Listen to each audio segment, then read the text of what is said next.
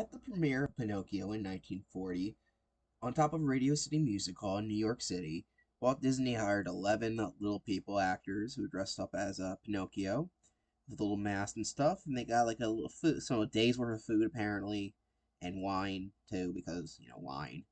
And they're supposed to be like, hey, come and see this movie. You got giant Pinocchio head behind us. And apparently, if the rumors are true, they got by the end of the day. They were all naked and they were shouting obscenities at the crowd. I can't find if that last part's true, but it's been passed around so much that there's Pinocchio is a wait, there we go. That's the right one. Pinocchio, the second.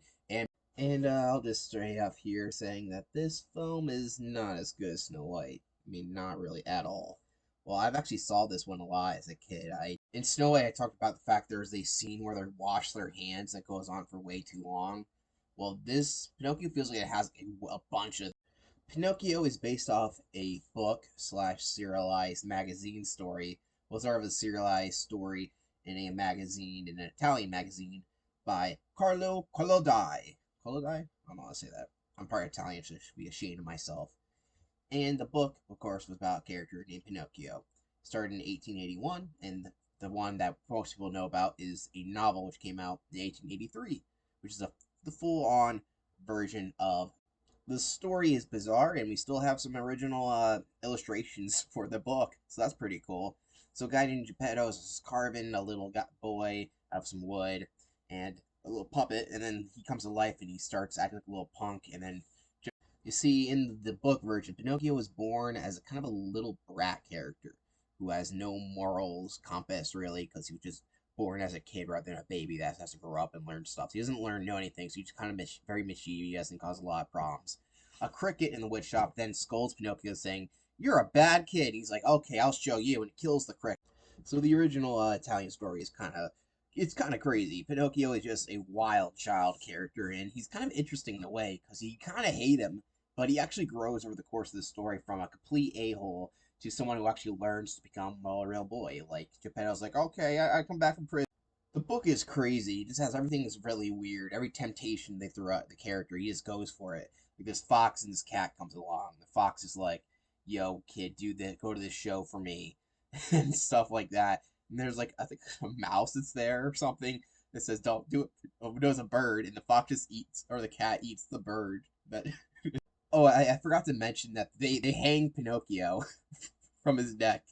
And this is the original ending of the serialized story. This is the way the author wanted it to be, but the story was actually really popular. They're like, we gotta give the character a happy ending because he just basically Pinocchio was doing bad thing after bad thing, and we deserve to get hanged by the fox and the cat who were dressed up as bandits for some reason.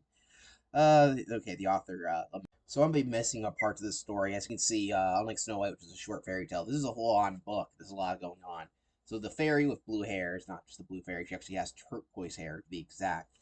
Actually comes to see Pinocchio, who isn't dead because I guess he can't really be hanged because he's a wooden puppy. He's not really alive. And a bunch of people evaluate him, including the cricket. Yeah, the cricket's dead, but his ghost is still judging Pinocchio from the afterlife. I don't know why this story is so funny to me.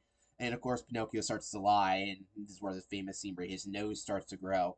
But it's okay because unlike in the movie where she'll just point a wand and it'll go back. We're coming near the end of the book, but yeah, Pinocchio escapes and he goes work for a farmer. The farmer's like, "Here's my donkey," and he's like, "Wait, this donkey's my old friend." Anyway, Pinocchio learns to do hard work and help out his ailing father Geppetto, and learns. So the book's interesting. I'm not going to describe the whole thing. I'm just going to scroll over some of the rest of the story real quickly here. The later editions. There's a course like the movie. There's a coachman who brings boys to or bad boys to the land of toys, which is different from the movie. And of course, they become donkeys. And Pinocchio almost becomes one himself, but he stops. The whole book's about him going, oh, because there's a lot of crazy things going on. And Pinocchio has to learn what's the right thing to do, even though he already starts off doing the worst thing possible. He gets a second chance at life, essentially. And eventually, after a lot of unique trials that are kind of crazy, and Pinocchio's just a really. And that's where it ends. Pinocchio actually outgrows his old body as he becomes a real boy, and his old body is just there as a former. This is former life and when he was a mischievous little brat. And that's pretty much the end. Also, the fox and cat are constant characters in the book. At the very end, they're impoverished and they suck. But Pinocchio's like, and while the character does make bad decisions, they come off more as this is a dumbass kid who doesn't know anything because he quite literally doesn't know anything. When it gets to the part of the original story, but here you just like everyone. One of the most obvious problems with the Disney version is that Pinocchio, well, he's bland and boring. As you can tell from reading the original book, Pinocchio is a very mischievous and another problem is that the Blue Fairy creates him this way. The Blue Fairy in the original story is also supposed to be kind of this very useful, wise sage, but Pinocchio has to earn her respect and trust by doing stuff, helping her out and helping others out. While here, she just creates him. It's like you got to learn lessons, which doesn't make any sense. You just really freak out. No, don't get me wrong. I don't hate this film. I just think that after going more into the Pinocchio one, especially after seeing another Pinocchio, but like, I mean, it takes 30 minutes for Pinocchio just to get the hell out of the house, where basically not a whole lot happens in there, which there's not even a lot of character growth. We're just mostly looking at clocks, which is fine, I guess. But and then this is also really throwing in all their songs. Like, quite literally, pretty much every song in the movie is this first 30 minutes. Like, I'm not joking. The last song is like less than halfway through the movie, and it's not like a thing like Mulan where they get rid of the songs when the movie gets more serious, which I guess like we get to see how Geppetto works in his thing, which is nice and all, but we really don't know what his character really is. Or in fact, another problem that I have in the movie is because I feel like there's so much filler at the beginning. Some of the more interesting scenes later on feel like they're going way too fast. Like the scene in Pleasure Island, which I think is the most interesting part of the movie, feels like it's over in like why'd you make your puppet kick your cat? That's not very nice. It's also the most mischievous thing that Pinocchio does throughout the entire movie. This scene would be that bad, or in the fact that oh, it sets up him needing to learn his lesson because he gets hit. Like as soon as he sees the blue fairy, he starts sipping over her, even though she's not even hot. Like I don't know. All right, so I nitpicked a little bit. There's some good stuff in this movie. Like the animation's really good, but what do you expect? You're not gonna hear me say animation's bad. For some reason, if anything looks remotely feminine in this movie, Jimmy Cricket gets a giant hard on in his cricket pants and wants to fuck them. I don't know why people say that back in the day things were more innocent. Get the fuck out of here. There's sex jokes in Disney movies. They're trying to indoctrinate the kids. And that's not why they're. It's because animators were just having fun. So yeah, the characters are kind of bland, but the animation's great and the storyline. I'm always curious why Disney movies are chosen to be made over others. Pinocchio seems like a weird choice, but I think somebody are saying, "Oh, we should do this one if no one else has really done Pinocchio before." And I think this is the first Pinocchio movie ever made. We do get some of the first teasers for other properties in the beginning of Pinocchio. You can see Peter Pan now. Well, like I said, even though I'm nitpicking it a lot, I love to nitpick movies, if you couldn't tell. The thing is, this movie isn't bad. In fact, compared to other movies at the time, this probably was the best one. The reason for the movie not making that much money is because of World War II. European market was closed off. And soon a lot of the market will be closed off by 1941 when America officially joined the war. And a real question here: why does this building look like this? What was Mussolini thinking? Well, he should have thought harder. And that's bad for business. After all, Pinocchio is an Italian storyline, so of course you can't even market the film. So the movie is weird like the book, but it's not as zany. And the movie also has a book opening, but I don't think it's as good. We get this song that Disney's like, Lil uses as our main song. I don't think Walt Disney even wanted the song in the movie itself, but it ended up being the main theme of Disney. What is this? What is this? What is this nightmare fuel? This is disgusting. Speaking of which, I also am not the biggest fan of Jiminy Cricket. Don't tell my dad. I think he likes his character for some reason. I don't know why. To me, he doesn't really work that well as a conscience. It's not a bad design. Getting a cricket design to work, they spent a lot. So Geppetto, he lives in this wood carving shop. I guess he makes toys, and he wants one of his puppets he just made to come to life because we then get to see Geppetto sleep for a good amount of minutes because that's a very entertaining thing to see. She has to give exposition saying he's a great guy to everybody. We don't see that. We see him making a puppet, then dancing around, and then goes to sleep. I guess he's good to the puppet, but remember, he kicked his cat in the ass. And the random blue fairy's like, you know what? This guy deserves to have his wish granted, even though it doesn't really make much sense. But yeah, I guess. She also makes the cricket like, you're going to be his conscience. I don't know why. This is, like I said, really made for this movie itself. And Jiminy Cricket really could give a shit less about Pinocchio, which is a problem with the movie. I mean, he does help him out, but not enough. Like, he doesn't really seem to give a shit about his job, really. Also, the Blue Fairy looks really weird in the movie. I don't know, it looks very uncanny. She's rotoscope, but other characters are rotoscope in the movie too, but they actually fit in the style. Unlike Snow White, pretty much every human character is more cartoony looking, they look a little better. So Geppetto finds that his puppet is now his son, which should make him pretty happy, I guess. And it does. And he's like, I'm gonna go to sleep, and then I'm gonna send. We then get the fox and cat, who now have names. They're Honest John and Gideon. The cat doesn't talk, and the fox is acting sly. And he's like, Come with me, and I'll make you money."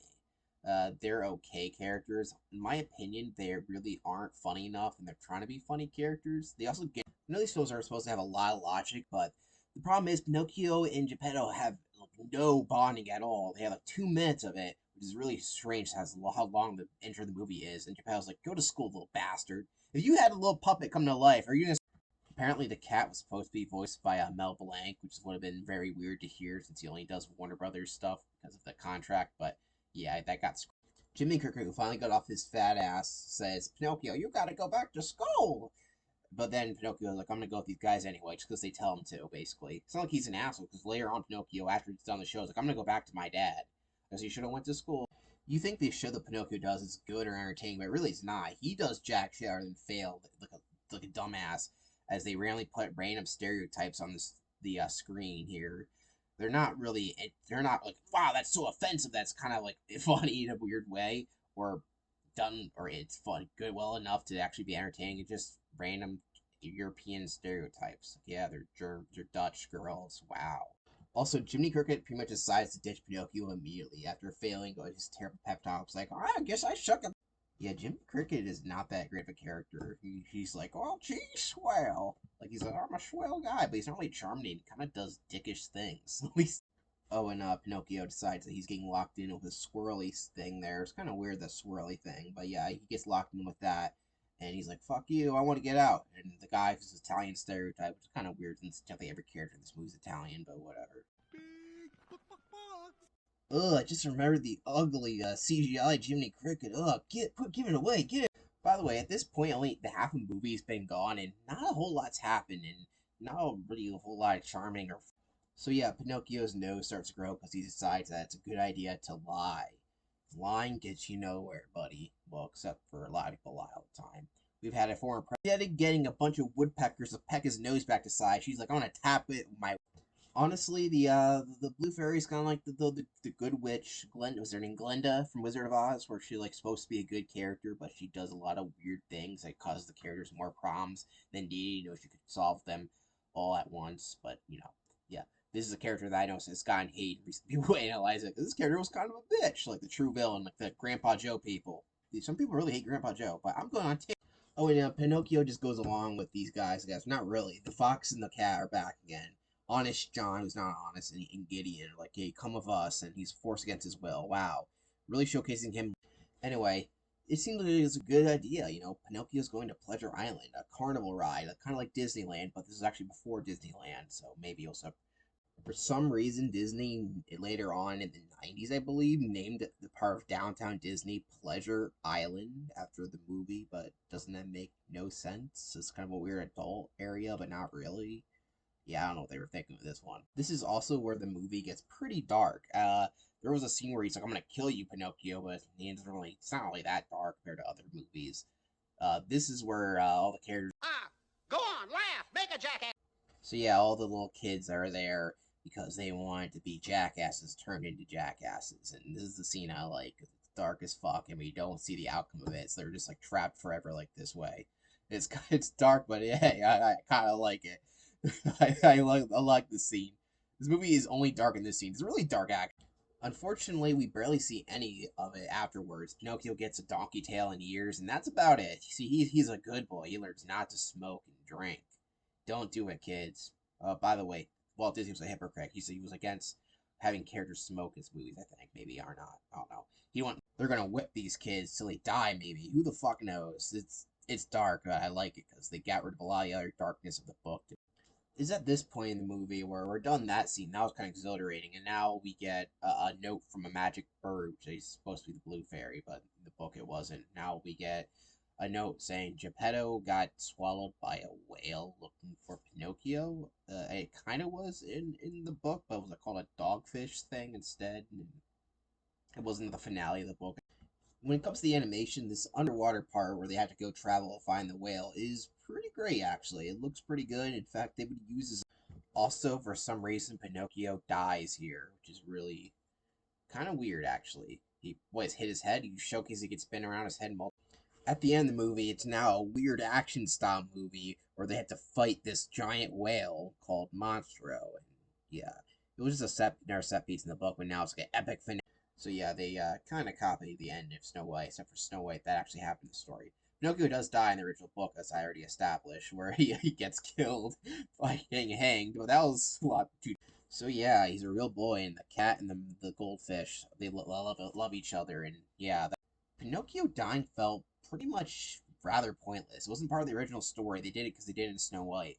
It doesn't really hit you either because the transition is so super fast. Plus, he doesn't really have a connection with anyone but Jiminy Cricket in this movie because he barely knows Geppetto, I guess. They had more bonding near the end of the movie than the beginning of the movie, which doesn't really work out that well in the whole movie entirely. And that's where the movie ends. There is a little bit of problems with the ending. And that, ladies and gentlemen, was Walt Disney's 1940 Pinocchio, which, also since he's way more of a reactionary character than an actual active one, at least in my opinion from watching this, I don't really buy his transformation. It always seems like he was always a good kid. He just was dumb, which, like I said, is different. This movie's about behaving yourself, not educating anybody, so I don't really understand. This film is charming, and I can see why someone might say it's one of their favorites. But it's one of those movies that I don't think I like as much as the more I watch it, which is something you don't want in a movie. I think one of the big in 2022 we got this film on Netflix by Guillermo del Toro. I'm not sure how you say that because I'm really bad at pronunciation. That's also retelling Pinocchio. However, it takes place in a world. One of the things that it does better is that it actually gives the character Pinocchio actual character art and just a blank slate. Well, go yippity doo day! An actual relationship with Geppetto. Pretty much in every aspect, the movie is more interesting and does the themes better than the Disney version, at least in my opinion. It is actually really. So if you have Netflix, I recommend watching it. I mean, what other movie can you watch? A movie where Tom Kenny plays most. Pinocchio is actually a big Disney property, being part of the Golden Age. Like I said, it's not bad, but in comparison to Snow White and the original source material, and even the Guillermo, I don't know how to say it. In 2022, they remade the movie around the same time that Del Toro's Pinocchio came out, as well as Pinocchio: A True Story. Three Pinocchio movies released. One was so bad it's good. One was so good it's good. The other was just flat out shit. And the flat out shit one was the Disney one. Have not seen it. I haven't watched a Disney remake since the Beauty and the Beast movie, which I saw, and it's like I'm never watching one of these again. As for reviews on all of them, they all look terrible. You have to pay me money to see these movies, so if you want to give me money, go right ahead. There's easy ways to do it. I have a Patreon, I don't really use it, but I do have YouTube ranked and crap. So if you really want me to watch these remakes, I will do it, but I'm not doing it unless I get paid. It looks like crap, Pinocchio smells like crap, and the problems that the original movie I had with it, they double down on it. Pinocchio's even more of a sourpuss. He does even less bad things, which is I don't know. I guess it makes him more of a character. But you get bad acting from Tom Hanks, who fell off somehow that year. Elvis sucked. It's just a bad movie. And you already saw what Jiminy Cricket looks like in that movie. I don't think it's even the worst looking Disney live action remake, honestly, but it's bad like all. But yeah, Pinocchio is a landmark movie. Some of the characters like Jiminy Cricket will be used time and time again. And even the cat Figaro will be in the comics as many. When it comes to Disney parks, other than walk around characters, most part you're only finding Pinocchio's Village House, which is a eatery in Fantasyland and Disney World, maybe Disneyland. I didn't double check it, but you guys from Disneyland will let me know what's there. It's pretty basic, guys. Just has Italian, old 1800s Italian. Actually, I think it's older than 1800s, but you know what I mean. Theming and it's a restaurant, basic, not a fancy one, just basic. Go to the window and get chicken fingers because that's all they have. Those things. You have to get reservations for other ones. Yeah, reservations. Well, I guess I was an idiot because I'm not used to this ride. But yeah, in Fantasyland and Disneyland Tokyo and Disneyland Paris, they have in Fantasyland a Pinocchio. And in case you're wondering, this is a ride that's actually more recent, not really recent, but it's from 1983. It's not an original Disneyland attraction, but it sure does have. This ride had its own gift shop, but was closed to make way for a meet and greet. So R.I.P. I think there's one that still exists in Paris, but yeah, it's called Geppetto's Holiday Works. I don't know what's called Holiday Works, but the world may never. Pinocchio also had a game on the Super Nintendo. I do not know much about it. It looks interesting, I guess. Has nice animation. I'm also in future videos, just to let you know, I'm not going to mention things like Kingdom Hearts or House of Mouse because you just assume that pretty much every Disney property is in them. But yeah, Pinocchio features in Kingdom Hearts. There is technically another Pinocchio thing that was kind of produced by Disney, but it really has nothing to do with the original Pinocchio movie, so I'm just going to mention that. It was produced by Disney, and that's about it. It is what it looks like. Go watch if you want. Alright, here is the movie rank. Pinocchio gets a C tier, which is a 7 out of 10. It, like, even though I nitpicked it out, it's still an entertaining movie to watch. I think the pacing is what kills it for me. There's a lot of problems, though. But it's charming. The animation's great, and so is the soundtrack. It's charming, and if you like it more than me, good on you. I'm sorry I insulted your movie. I've seen this movie like a lot of times, and at this point, I'm ready to say that I don't think I'll be watching it soon, but I probably will be watching it again. We'll just say that makes no sense. Here is the villain rank. The interesting thing about the villains is that other than Monstro, all of them get away. As Mr. Incredible said, he got away. They are not that great of characters though. There's like four of them, and they don't really get enough screen time to be that interesting. Uh, though the coachman, he's the one that isn't even named. He's interesting, and his plan, I think, is it. He's more sly. He's kind of creepy and evil, but he doesn't get enough screen time to be higher than C tier. Anshan, he's Gideon's off screen, I guess, in that picture. They are not they're basically a duo, so it makes no sense to rank them separately. So I just have a picture of Anshan. He's the main guy. He's okay. The book counterpart was more interesting, at least in my opinion. This character, he's like a slapstick character. He's also supposed to be kind of evil. And honestly, of all the characters I feel like they should have showcased getting their comeuppance, it should have been this character. Unfortunately for him, even though he plays a central role, I feel like they use it more for slapstick and not really that good slapstick. It's not that funny, unfortunately. In D, we got Stromboli, who just an Italian stereotype we also barely see any of. He must make Pinocchio into firewood. I'm not a big fan of insulting Italians, so I'm part Italian. And then at E, we got Monstro. Monstro is he's a giant whale. Whip-de-doo. I mean, I should be happy at least I'm getting villains, because I know way, way later down, I'm not going to get any villains, and I'll cry myself to sleep. And that's pretty much about it for the villains. Here is all the songs from Pinocchio ranked. You can see Snow White still outbeats out Pinocchio for the most part. They have around the same amount of songs, just, Snow White has them layered out the movie better. So I'm gonna go from my least favorite to highest. Most Pinocchio is they're okay, nothing too great. As you can see here, they're all around the okay territory. Little Wooden Head is just an old man singing badly, and during that song he kicks a cat. So Then High Dilly D is sounds weird. It sounds like a pirate's life, but not really. So it's just an actor's life or whatever else. What did he say near the end? Oh well.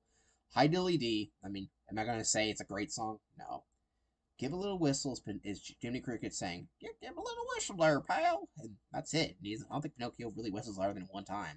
I don't know if it's that deserves a song or whatever. It's one of those filler things. I've Got No Strings is one of the main songs from the movie, but most of it is bad kids singing and then random European stereotypes. Oh well. And the only song I rank higher than D tier here is When You Wish Upon a Star, because I like the instrumental. I'm not a big fan of the actual singing and lyrics, because, what does that mean? Your dreams will come true? Okay, my dreams haven't come true. I'm not a weird, I'm still a weird loser. I wish I wasn't one. Alright, that's it. I'm getting too personal. And yeah, that's about it for Pinocchio. Let me know what you think about this movie. And while you're at it, make sure you subscribe to my channel if you like what I do. Give a like, comment down below anything you want to say. And yeah, that's about it. Thank you for watching.